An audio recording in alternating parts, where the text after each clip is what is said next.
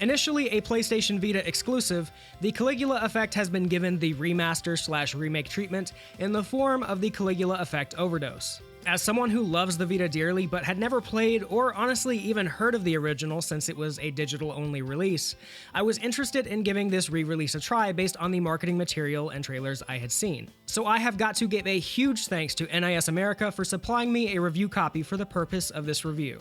I'm Virgil for JRPG Central, and this is my review for the Caligula Effect Overdose, reviewed on the Nintendo Switch.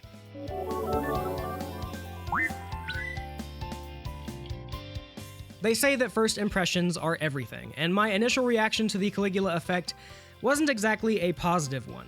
The game has one of the most jarring openings to a JRPG I've ever played. There's little to no setup, and you are thrown straight into the world. Phrases like the Mobius and Digiheads are thrown around candidly before you have any idea what they even mean, and the whole opening feels like you started the game after someone else had played it for like an hour.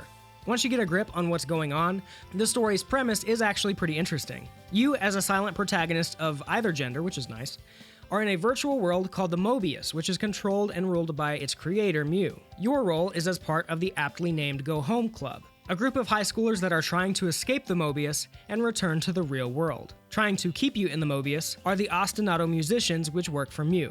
The easiest comparison I can make for the narrative and the general spirit of what the game is going for is Persona.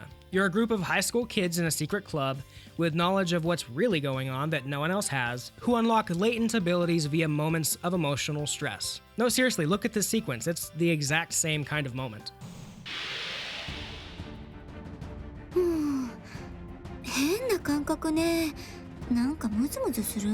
Except none of this is really earned or built up to. It all just kind of happens. While interesting initially, my intrigue in the story began to fade as I actually played through the game. As I'm sure you've gathered already, visually the Caligula Effect is not a looker by any stretch. This is to be somewhat expected given its origin as a Vita game, but for a $50 retail re-release, I expected more to be done here. Textures are blurry, environments lack detail and repeat themselves, and animations are stiff as a board. Take a look at this clock, for example. Was it artistic choice to have half the numbers missing, or was it an oversight? The world may never know. To put it bluntly, the game feels cheap and unpolished. The game even references its own low budget in a moment when the party comes upon a character that is just a palette swap of a previous one. Yeah, it makes sense story-wise because they're in a virtual world, but that doesn't make the reference cheeky or clever. It just comes off as cheap pandering. Even the character designs are kind of uninspired. They're all a mix of black, brown, gray, and beige, and just not interesting to look at. I think stylistically they're very nice, and give me vibes of Danganronpa, but the designs themselves are kind of boring and samey. The characters aren't written particularly well either, so I suppose it's fitting that their design matches their personalities. I did like Shogo though. He was cool. Like many other Switch games, in handheld mode, the resolution gets notably worse. Using a little trick of docking and undocking the Switch, I can show you some direct captures of the game docked versus undocked. I'll admit that it probably looks worse on your screen than the Switch's native 720p screen, especially if you're watching this on a larger display, but it certainly doesn't look very good either. I could maybe forgive the game's graphical shortcomings if it was for the sake of good, solid performance. But oh my god, is that not the case. The frame rate was all over the place. Skips, momentary locks, and held dips to 20s were commonplace, especially as I got farther into the game. I know the Switch has the power to handle a game of this scope, so I'm not completely sure what exactly the issue is here. And maybe this might be fixed in a day one patch or something, but that's just conjecture. Either way, visually, it is not a great experience. It might be a little better on PS4, and in some of the gameplay I've seen, it appears to have some really nice motion blur that the Switch version is lacking, but since I don't have access to that version, I can't speak on it.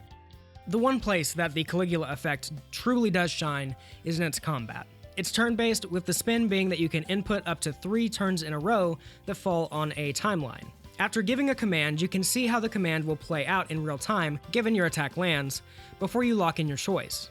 Different abilities have different startup times, so coordinating with your party to constantly have a flurry of attacks filling the timeline and juggling enemies is satisfying as hell. The risk break system also reminds me of the stagger system from Final Fantasy XIII, which is to say it's basically identical. After raising a bar to a certain level, the enemy is stunned and takes extra damage, which I adore. And while the characters' designs might not be very different from one another, each character plays pretty differently and has their own unique abilities at their disposal. All this is not to say that the combat doesn't also have its own set of issues though. For one, there's no standard attack option, meaning that you're always using your SP even when you might not want to. The closest thing to a defend option in the game also uses SP, and there's no way to skip your turn. So every turn you are pretty much forced to use SP in some way, and if the battle lasts long enough, you usually run out of SP and have to use the ability that refills your SP completely for free. It's an odd and somewhat unsatisfying combat loop, and in general I just find it to be a really odd choice. Also, why do my characters not auto-track to the next enemy when the original target is destroyed? This is a problem that Final Fantasy III fixed 30 years ago. Why is this an issue in this game? The last thing I did want to mention is the music, which is actually pretty good. A few of the tracks I really dug, and the music does this really cool transition between the instrumental version of a track into its vocal counterpart when you get into battle that I really liked. The man responsible for composing the first couple of Megami Tensei games, Tsukasa Masuko, composed the soundtrack for this game, so if you're a fan of his past work, you'll probably enjoy his work here as well. The Caligula Effect Overdose has some interesting elements, some reminiscent of other JRPGs I like quite a bit, but ultimately it falls flat due to very poor performance on Nintendo Switch, mediocre writing, and repetitive dungeon design. Unless you are just absolutely itching for a Persona-style JRPG, your money is better spent elsewhere.